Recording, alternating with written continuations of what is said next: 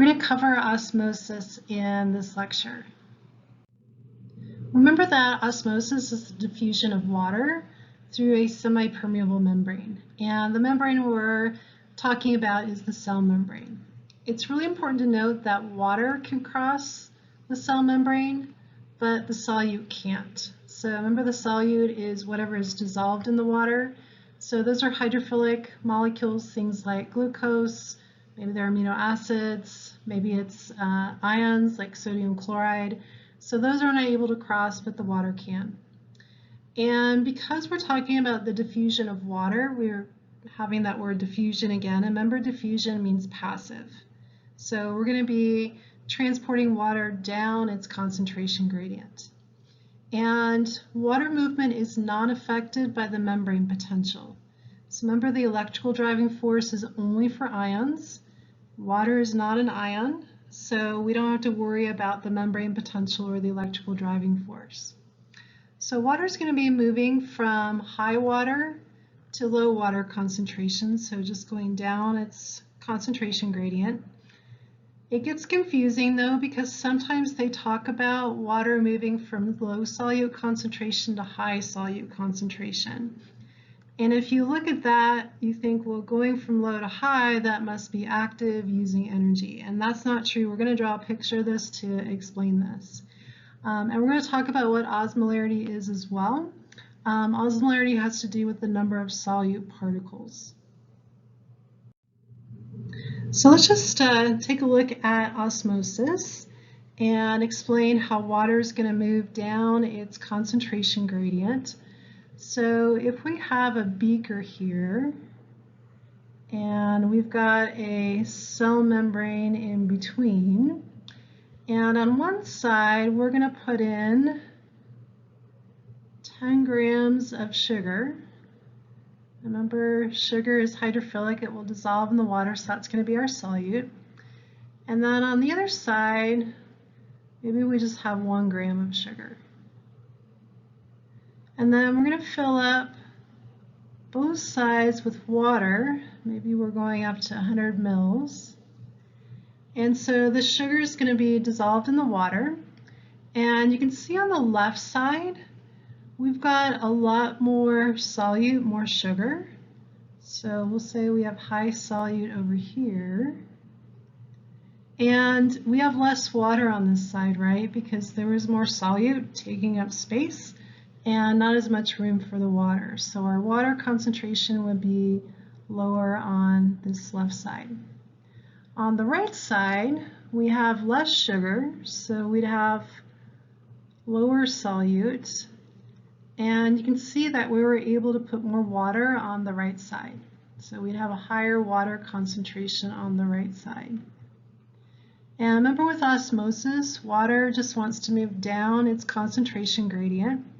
So you always want to look at what's the water concentration gradient, okay, to decide which way the water is going to move, because water always moves from high to low water concentration. And you can also see why they sometimes describe osmosis as water moving from low solute to high solute, because the water is going to move over to the left, okay, but that gets confusing. Just look at the water concentration gradient, and you're always going to move from high water to low water.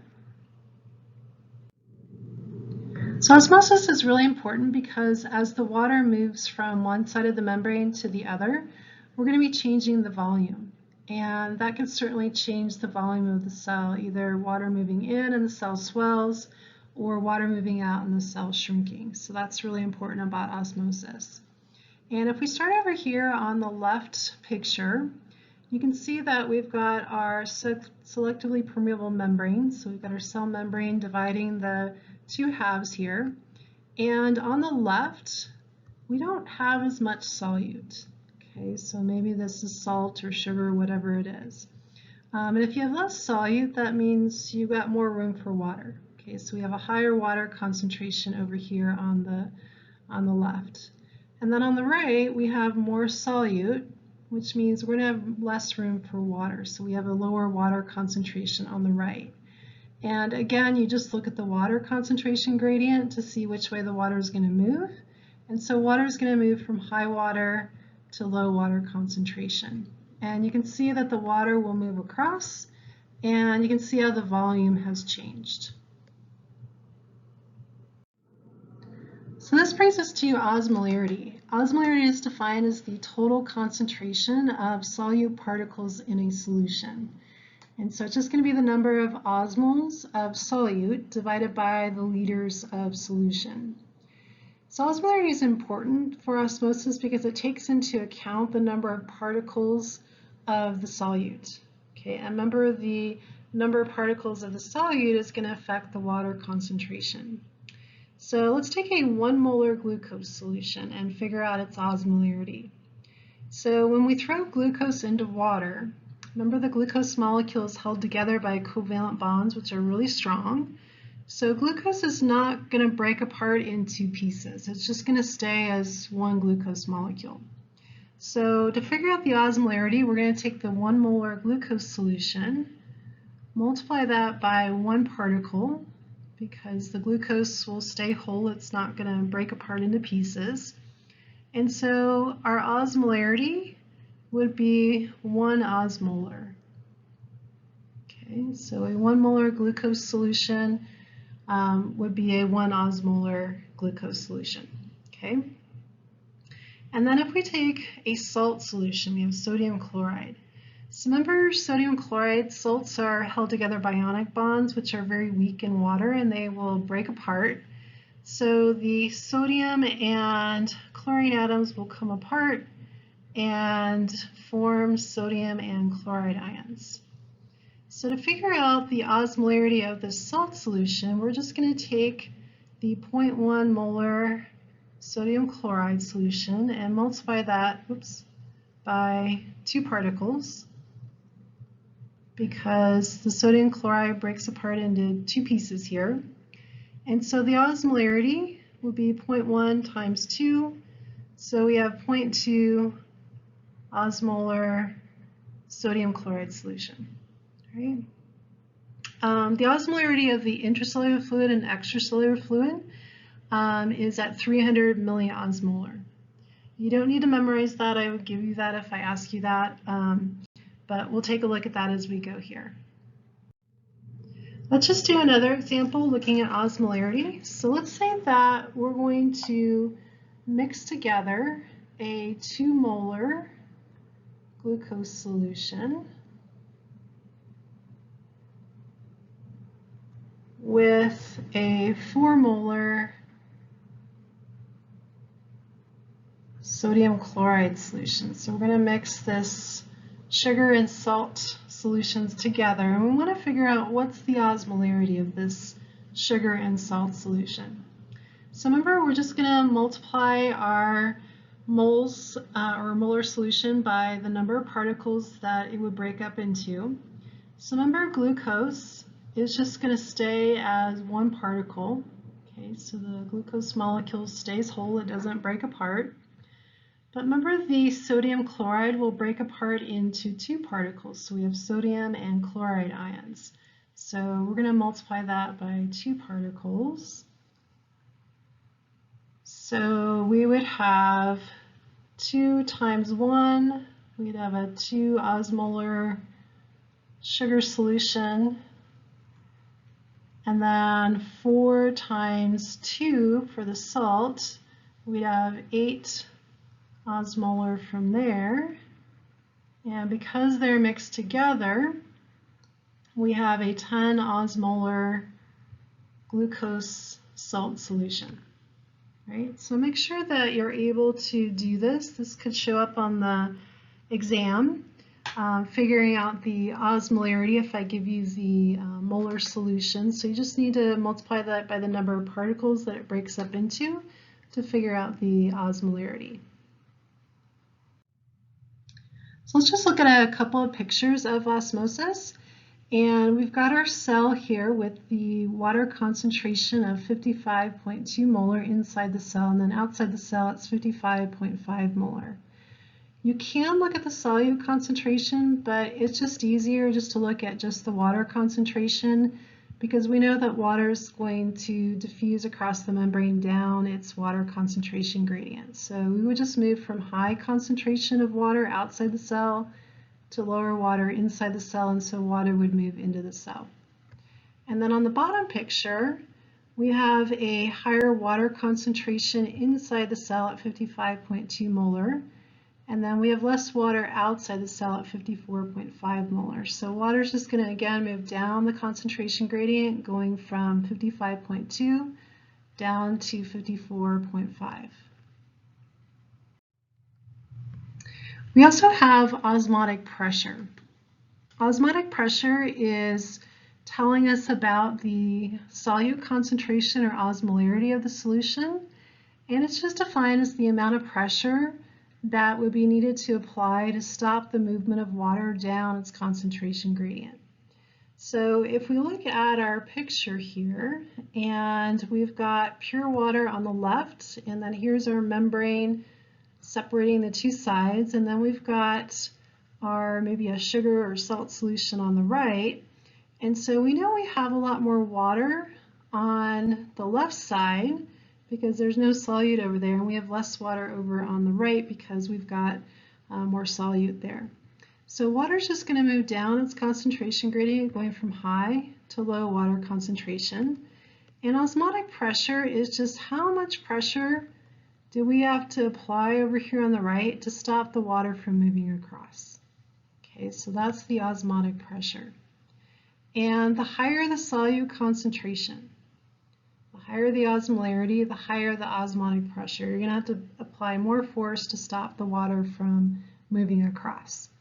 And osmotic pressure is important. When you get to your healthcare classes and are talking about IV fluids, they'll be talking about osmotic pressure. Because IV fluids, depending on, and we'll talk about whether they're hypotonic, hypertonic, isotonic, that can affect how water is going to move either into or out of the cells. And so we are concerned about that with our patients. Let's take a look at some solutions with different osmotic pressures, and I think this will make more sense.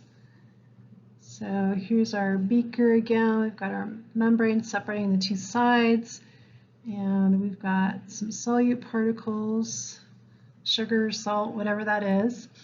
And we're going to compare that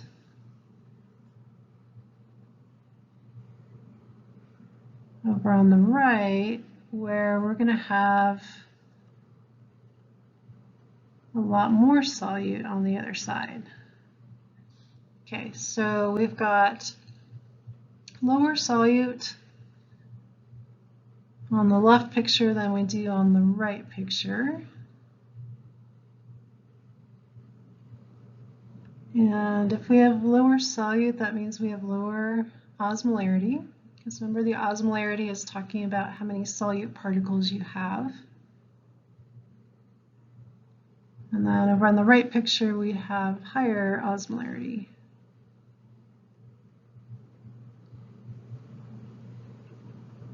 Okay, and then we definitely have lots of water on the left side of our picture, because that's just pure water, and we have less water over on the right side because we've got some solute particles.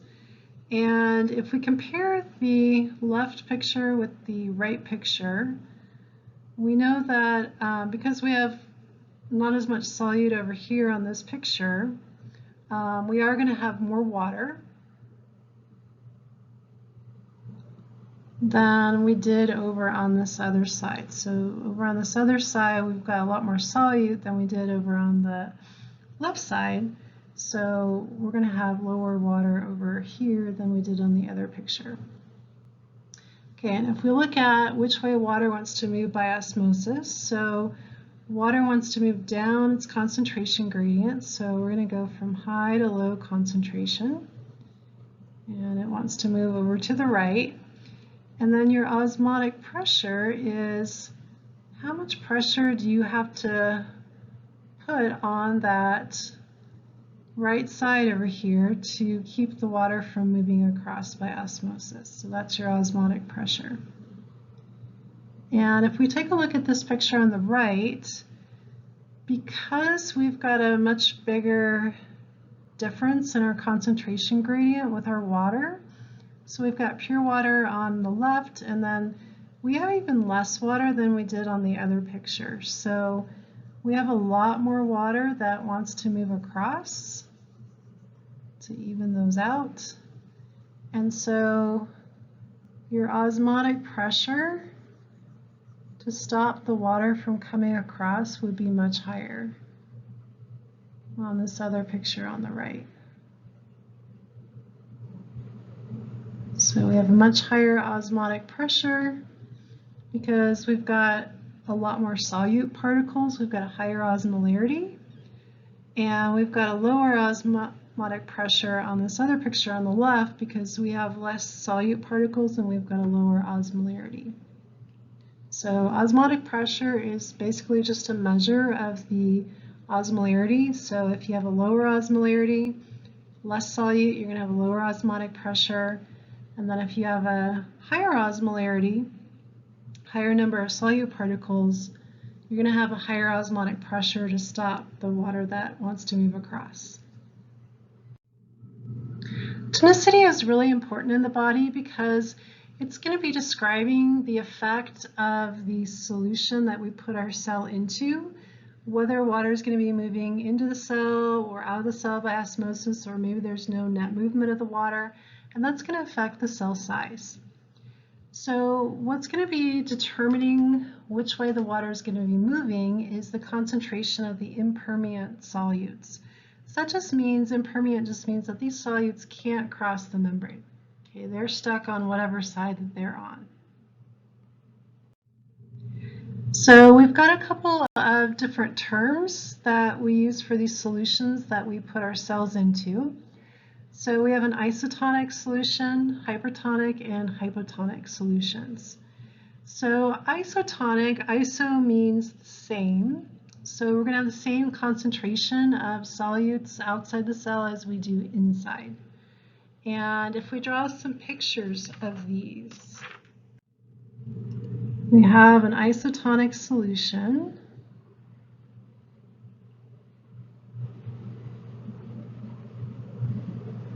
It just means that we have the same amount of solutes inside the cell as we do outside. And what we're going to call the isotonic solution is the solution that's outside the cell. That's what we're putting our cell into. Okay, and if you have the same number of solutes inside the cell versus outside, there's going to be no net movement of water. And so the cell is going to stay the same size. Now, if we throw our cell into a hypotonic solution. So hypo meaning less than.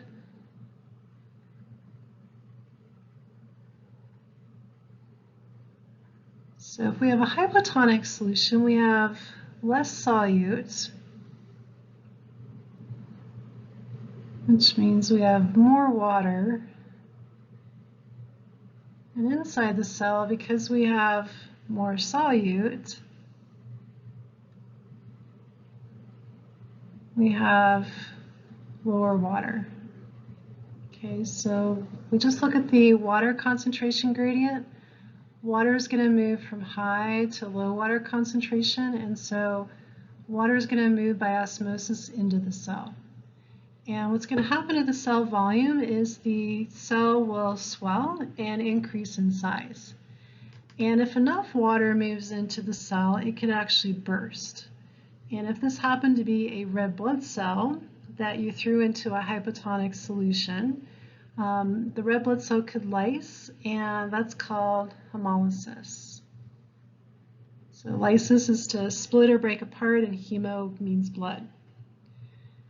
And then the other type of solution that we can throw our cell into is a hypertonic solution. Remember, hyper means more than or excessive. So we've got a lot more solute particles outside the cell than we do inside the cell. So we have our hypertonic solution. And if we have lots of solute outside the cell, that means we have less water. And then inside the cell, we have less solute. which means we have more water.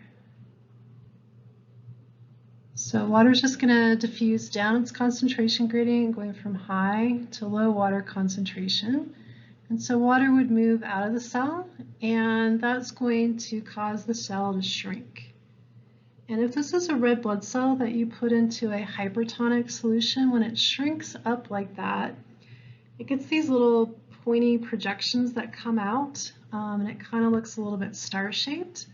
And so we say that the red blood cell is crenated. And that word crenate means star-shaped. So that's where that came from. So if we're giving IV fluids to our patient, most of the time we want to give an isotonic solution because we don't want to cause the person's red blood cells to swell and burst, and we also don't want them to shrivel up and shrink. So most of the time we're going to be giving IV fluids that are isotonic. So they have the same number of solutes outside the cell as the cells have inside. And this picture is just showing you the red blood cells and how we can put them into hypo and hypertonic and isotonic solutions. So our first picture is just showing an isotonic solution. The red blood cells stay the same size. There's no net movement of water. And our drawing up here on top, the big purple dots, those are the solute particles. And then the water are these small little gray dots. Okay. So the number of solute particles inside the cell and outside the cell are the same, so there's no net movement of water, so no change in cell size. And then here's a red blood cell that is swollen up when we've put it into a hypotonic solution. So we have very few solute particles outside the cell compared to what's inside. And so water is going to move down its concentration gradient and go into the cell and make the cell swell. And then a hypertonic solution, we've got more solute particles outside the cell than we do inside, and so water is going to be moving out of the cell and cause it to shrivel up and shrink. And so you can see these red blood cells here, how they've shriveled up, and you can see they get these little pointy projections and they look star-shaped under the light microscope. So these would be crenated. Another easy way to remember osmosis is if you just remember that water follows the solutes. So wherever the solutes are, that's where water wants to be. Okay, so like in the hypotonic solution, if we have more solute inside the cell than we do outside, water is going to follow those solutes and move in. And then over here in a hypertonic solution, again, water is going to follow the solute. So wherever the solute's higher, that's where water wants to go. So water would move out of the cell. So if that helps you figure out which way the water is moving, that's another good way to do it too. And this is just more practice, figuring out if this solution outside the cell is hypertonic, isotonic, or hypotonic. So we're going to be calling this solution outside the cell. That's what we're going to give the name to. Okay, so if we take a look at our solute concentration, it's 150 outside the cell and then it's 300 inside. So we want to look at this solution outside of our cell and say that it has less solute particles than what's inside the cell. So if we have a hypotonic solution that we've put this cell into, we have less solute particles outside than we do inside. Remember that water wants to follow our solute particles, so wherever they're higher, water is going to move. So water is going to move into the cell, and notice how the cell on the other side has increased in volume. And then on the bottom, we've got our cell placed into a solution with a lot more solute particles outside the cell than inside. We've got 600 outside and only 300 inside. So this would be a hypertonic solution because we've got a lot more solute particles outside the cell than inside.